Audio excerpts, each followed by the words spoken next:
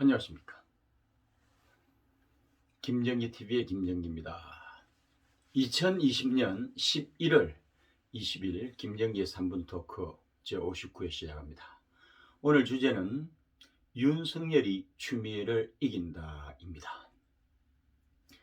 2020년 1월 추미애가 법무장관으로 임명이 되면서 윤석열 검찰총장과의 갈등, 이른바 추윤대전은 예고돼 있었다고는 하지만은 꼬박 1년을 채우리라고는 아무도 예상치 못했습니다. 코로나 방역 독재 하에서 우울한 일상을 보내는 국민에게는 그야말로 유치한 말폭탄만 주고받는 것으로 보입니다. 세상의 어느 나라가 검찰 관련 보도로 소모전을 치를까요?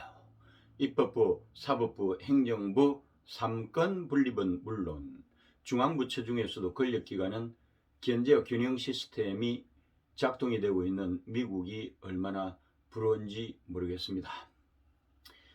국민들은 지쳤습니다. 이제는 안식처로서 해방구가 필요합니다. 그럼에도 문재인이 대리인 추미애를 내세워서 검찰 무력화와 윤석열 찍어내기를 계속하고 있습니다.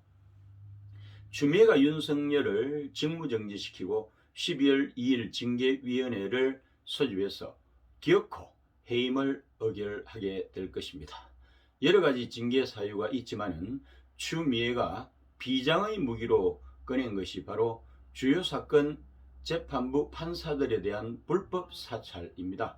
말이 불법 사찰이지 이는 어디까지나 추미애가 윤석열을 엮어서 만든 프레임에 불과한 것입니다.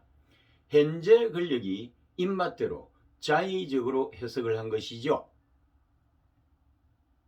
추미애는 2020년 2월경 대검 수사정보정책관실에서 울산 사건 및 조국 전 장관 관련 사건 등 주요 사건 재판부 판사와 관련해서 주요 정치적인 사건 판결 내용, 우리법연구회 가입 여부, 가족관계, 세평, 개인침해, 무리야기 법관 해당 여부 등이 기재되어 있는 보고서를 작성해서 보고를 하자 이를 반부패 강력부에 전달하도록 지시를 함으로써 대검 수사정보정책관실에서 수집할 수 없는 판사들의 개인정보 및 성향 자료를 수집하고 활용하는 등 직무상 의무를 위반했다고 하면서 윤석열을 직무에서 배제하고 징계를 청구했던 것입니다. 법무부도 윤석열에 대한 감찰 결과 판사 불법 사찰 관련해서 법무부 감찰규정 제19조에 의해서 대검의 직권 남용 권리행사 방해 혐의로 수사를 의뢰하면서 법적 권한이 없는 곳에서 판사들의 개인정보와 성향 자료를 수집, 분석, 관리하는 것 자체가 범죄 행위로서의 사찰이라고 지적을 했습니다. 여기에 대해서 윤석열 총장은 논란이 된 불법 사찰 의혹과 관련해서 사실관계를 명확히 하여 상식적 판단에 맡겨보자는 차원에서 문건을 공개했습니다. 그는 문건에서 공소 유지에 사용하기 위해서 재판부 스타일을 정리해 가지고 반부패 강력부와 공공수사부에 전달한 참고용 자료일 뿐이라고 해명을 했지요. 또한 직무 범위를 벗어난 정보 수집이라고 하는 지적에 대해서는 수사정보정책관실의 직무 범위에 공판 수행과 관련된 정보도 포함이 된다고 반박을 했습니다. 누가 진실을 말하고 있는 것일까요? 당연히 윤석열이죠. 우선 사찰이라고 하는 말을 너무 부당하게 사용했다고 하는 것입니다. 사찰의 사전적 의미는 조사하여 살핀다는 것입니다. 자료를 작성하는 방식도 컴퓨터 앞에 앉아가지고 법조인 대관과 언론 기사, 포털 사이트와 구글을 통해서 검색한 자료를 토대로 했는데요.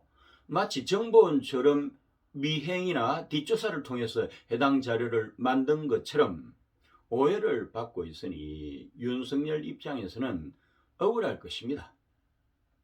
다음으로 불법적이라는 말도 가당치가 않습니다.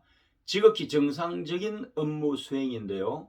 마치 윤석열이 불법 행위를 자행한 것처럼 오인이 되는 현실도 참으로 답답할 것입니다. 사실 저도 법무법인 대륙아주 중국 총괄 미국 변호사로 일을 하면서 제가 맡은 사건에 대해서 200여 명의 소속 변호사들과 로펌 공람을 통해서 판사에 대한 정보를 수집을 한 적이 참 많이 있습니다. 이거는 대형 로펌에서도 일상적으로 일어나는 일에 불과한 것입니다. 다시 말하면 변호사들도 재판부가 정해지면 출신 학교, 기수, 재판 스타일 등의 자료를 수집해 가지고 공판 준비를 하고요. 검사도 재판부 스타일을 알 필요가 있기 때문에 지휘 부서인 대검 반부패강력부 공공수사부도 일선 공판검사와 소통을 해서 참고할 필요가 있다고 하는 것입니다. 이런 걸로 윤석열을 불법 사찰로 엮으려고 했다는 게 참으로 기상천외한 발상이죠.